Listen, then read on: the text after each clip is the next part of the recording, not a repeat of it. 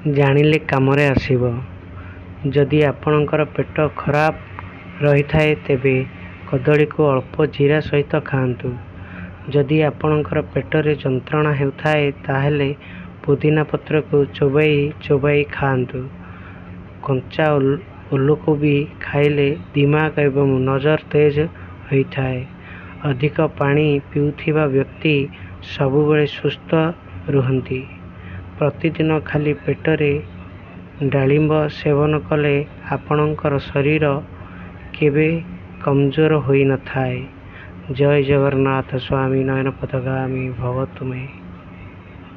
बाट चालू चालू सरीगला केबे पारिलिनी टिके जानी कहिबाकु थिला केते कथा बंधु बाकी रही गला पुणी तम कथा बंधु मने पड़ी गला जीवनटा जाऊ जाऊ